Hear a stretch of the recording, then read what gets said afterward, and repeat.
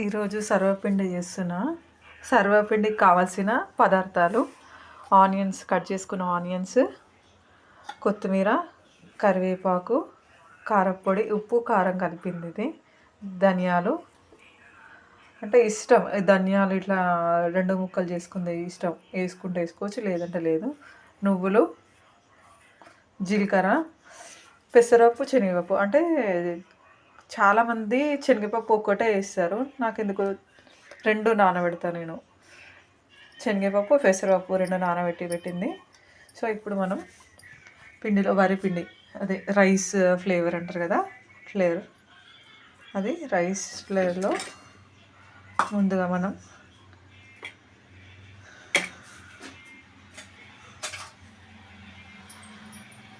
Spoon ఉప్పు, కారం కలిపి పెట్టుకున్నది,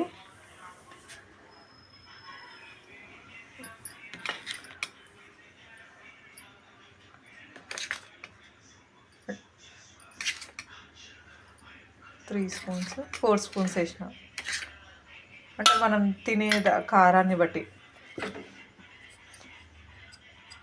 తర్వాత జీలకర్ర,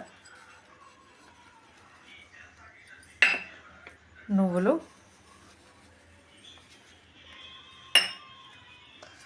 ధనియాలు ఇట్లా ముక్కలుగా చేసుకుంటే బాగుంటుంది, మధ్య మధ్యలో తింటుంటే తగ్గుతుంది. కరివేపాకు, కొత్తిమీర. తర్వాత ఇది ఒకసారి మంచిగా కలుపుకోవాలి. పసుపు అవసరం లేదు. ఇదంతా మిక్స్ అయిన తర్వాత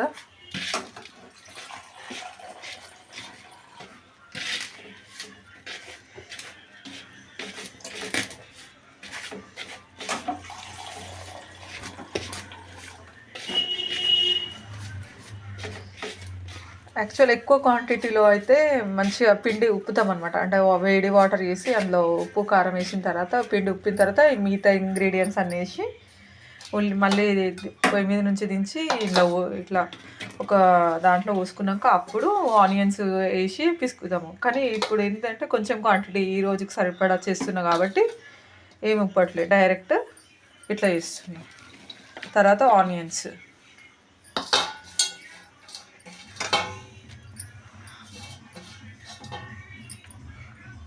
ఇప్పుడు నానబెట్టుకున్న శనగపప్పు, పెసరపప్పు. మీకు పెసరపప్పు ఇష్టం లేకుంటే ఓన్లీ శనగపప్పు వేసుకోవచ్చు. మంచిగా నానబెట్టుకున్న పెసరపప్పు, శనగపప్పు వేసుకుంటే కొంచెం టేస్టీగా ఉంటుంది. తర్వాత అల్లం వెల్లిగడ్డ పేస్ట్,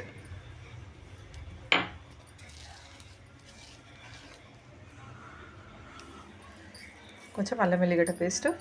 ఇదంతా ఒకసారి మంచిగా ఇట్లా కలుపుకోవాలి. ఇట్లా ఉల్లిగడ్డ మంచిగా విడిపోయేలాగా ఉండాలి. కొంచెం నేనే ఆనియన్స్ ఎక్కువ వేసిన టేస్ట్ కోసం.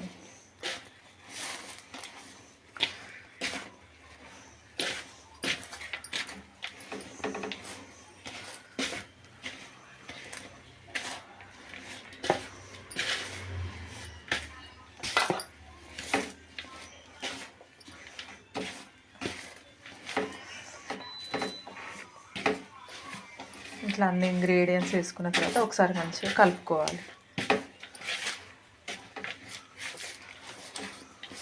ఇట్లా కలుపుకున్నాక వాటర్, మరీ మెత్తగా కాకుండా మరీ పలుచగా కాకుండా పిండి మంచిగా చేయితోని గిన్నెకి ఒత్తేంత మెత్తగా చేసుకోవాలి.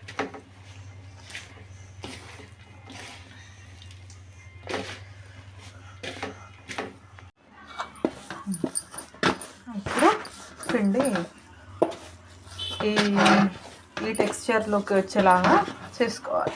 అంటే మనం ఇట్లా ముద్ద తీసుకొని ఇట్లా అంటే ఇట్లా స్ప్రెడ్ అయిపోవాలి. ఆ లెవెల్ వచ్చేదాకా మంచిగా ఇట్లా చేసుకోవాలన్నమాట.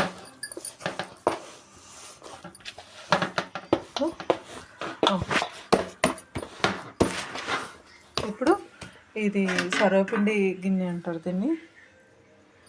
ఇలాంటి దాంట్లో దీనికన్నా కొంచెం పెద్దది ఉంది, ఈ సైజులో ఇష్టం. ఇంకా కొంచెం మందంగా ఉండాలి ఇది. ఇందులో ఇప్పుడు ఆయిల్ రాసి దీంట్లో వత్తాలి.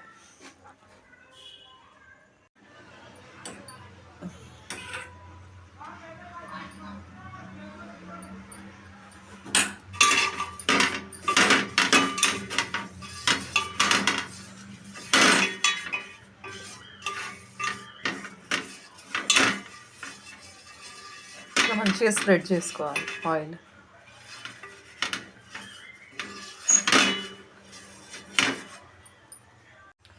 ఇలా తడిపి పక్కన పెట్టుకున్న దాంట్లో నుంచి ఒక మనకి కావాల్సినంత ఇందులో సరిపోయేంత ఒక ముద్ద తీసుకొని ఆయిల్ రాసుకోవాలి ఖచ్చితంగా చేయికి, లేకుంటే మనకి అంటుకుంటుంది. ఆయిల్ రాసుకున్న తర్వాత ఇలా మంచిగా ఈవెన్గా స్ప్రెడ్ చేయాలి.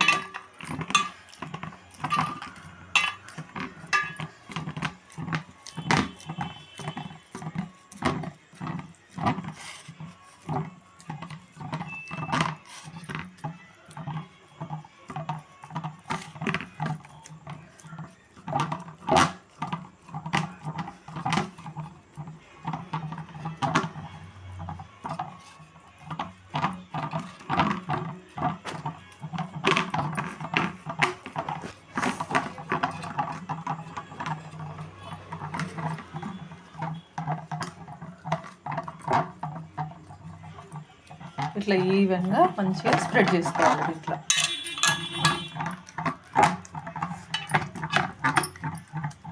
సన్నగా కావాలంటే పిండి మనం తీసుకునేటప్పుడే క్వాంటిటీ తక్కువ తీసుకోవాలి. ఇంత మనకి తక్కువ క్వాంటిటీ తీసుకొని ఈవెన్గా సన్నగా మంచిగా ప్రెస్ చేసుకోవాలి.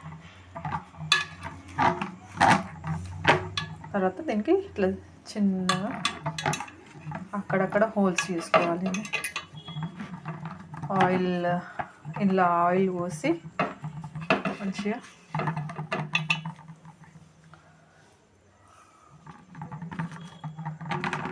ఇప్పుడు మనం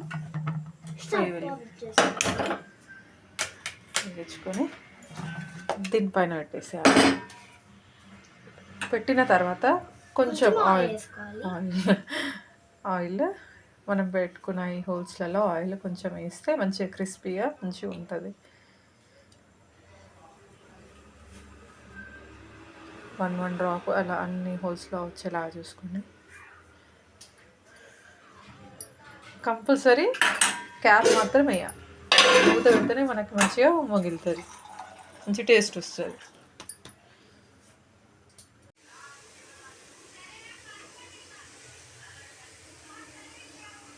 ఇట్లా గోల్డెన్ బ్రౌన్ వచ్చేలాగా చూసుకోవాలి.